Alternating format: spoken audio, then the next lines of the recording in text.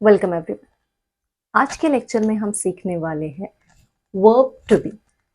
Verb to be जिसको हम helping verbs भी कहते हैं। अब तक जब भी मैंने आपको लेसन्स दिए हैं टेंसेस के, तब मैंने आपको बताया है कि इज, एम, आर, वॉज, वर, इनको हम ऐसे हेल्पिंग वर्ब यूज करते हैं कॉन्टिन्यूस टेंस।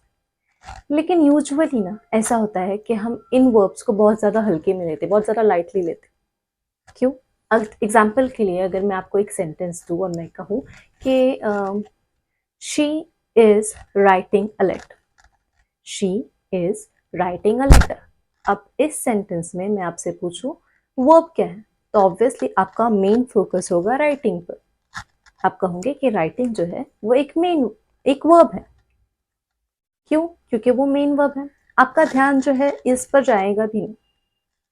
हम बहुत अक्सर टाइम पर ऐसा होता है कि हम जो है हेल्पिंग वर्ब को या टू बी वर्ब जिसको हम कहते हैं उसको लाइटली लेते हैं, जबकि to be verb sentence formation में एक मेन रोल जो है उनका होता है।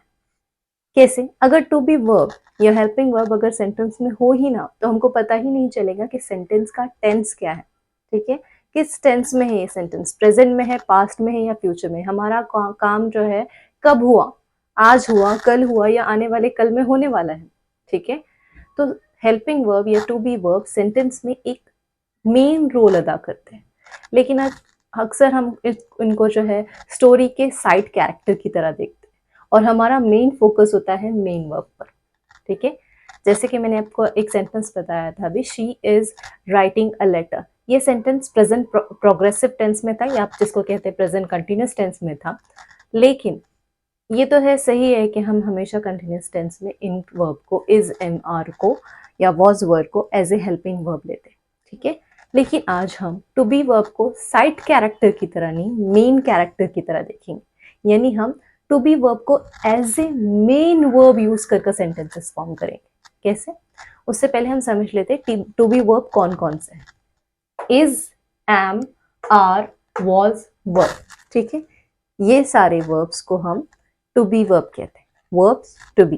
ठीक है, इनका इस्तेमाल इज, एम, आर का यूज हम प्रेजेंट में करते हैं और वॉज और वर का यूज हम पास्ट में करते हैं। ये चीज हमेशा ध्यान में रखनी है, इज, एम, आर का यूज हम प्रेजेंट में करते हैं, वॉज, वर का यूज हम पास्ट में करते हैं। अब तक हमने सीखा कि इनको यूज कर कर प्रोग्रेसिव टेंस में सेंटेंसेस कैसे बनाए जाते हैं और इनको एज ए हेल्पिंग वर्ब कैसे यूज करते हैं। आज के लेक्चर में हम सीखेंगे कि इनको एज ए मेन वर्ब कैसे यूज करेंगे। तो चलिए देखते हैं।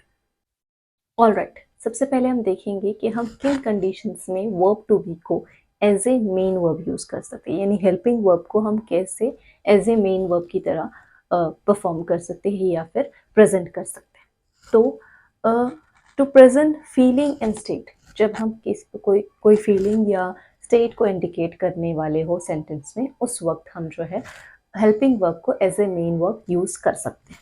एग्जाम्पल के लिए, she was sad yesterday. Now sad is an adjective, was यहाँ पर सेंटेंस में कोई और वर्ब नहीं है। ठीक है, सिर्फ और सिर्फ वॉज है, कोई और वर्ब नहीं है, सिर्फ और सिर्फ वॉज है। रिमेंबर, सैड जो है एक एडजेक्टिव है, कंफ्यूज नहीं होना है आपको।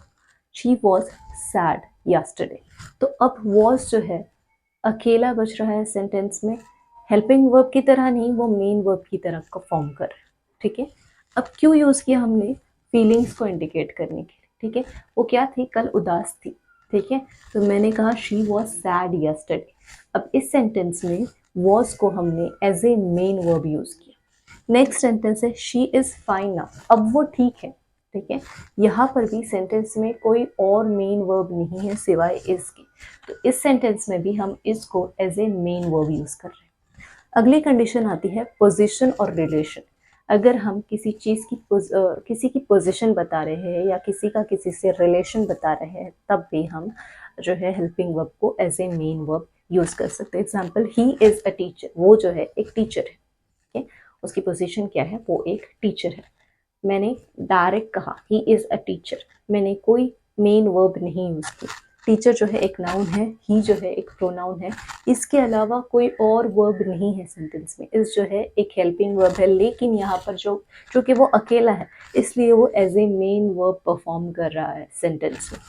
अगला सेंटेंस है दे आर माई ब्रदर्स। अब इस सेंटेंस में रिलेशन इंडिकेट हो रहा है, जैसे कि मैंने बताया पोजीशन और रिलेशन दोनों को इंडिकेट करते वक्त हम हेल्पिंग वर्ब को मेन वर्ब की तरह इस्तेमाल कर सकते हैं। तो दे आर माई ब्रदर्स, उनके साथ मेरा रिलेशन क्या है, वो मेरे भाई है।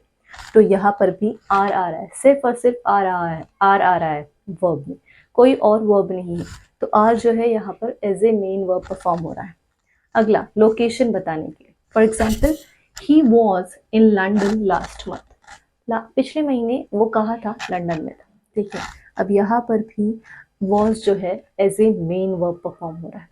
अगला सेंटेंस है they are in the class. वो लोग जो है कहाँ है, अभी क्लास के अंदर है। उनकी पोजीशन बता रहे हैं हम, लोकेशन बता रहे हैं हम, लेकिन आर के अलावा और कोई वर्ब नहीं है सेंटेंस में, इसलिए आर जो है as a main verb perform हो रहा है सेंटेंस में। तो ये सारी कंडीशंस हैं, जैसे to indicate feeling, state, position, relation and location. इन सारी कंडीशंस को अगर हमको बताना है सेंटेंस में, उस वक्त हम हेल्पिंग वर्ब को as a main verb perform कर सकते हैं। ठीक है, as a main verb use कर सकते हैं। तो वर्ब टू बी कौन कौन से है, is, am are, was, were. Is am are का यूज हम प्रेजेंट टेंस में करते हैं, वॉज और वर का यूज हम पास्ट टेंस में करते हैं। ये मेनली हेल्पिंग वर्ब की तरह यूज किए जाते हैं, लेकिन हम इनको मेन वर्ब की तरह भी यूज कर सकते हैं इन कंडीशंस। तो आज हमने देखा कि हेल्पिंग वर्ब को मेन वर्ब की तरह कैसे यूज करना है। होप ये लेक्चर आपको यूजफुल रहेगा। मिलते हैं नेक्स्ट वीडियो में, टिल देन टेक केयर।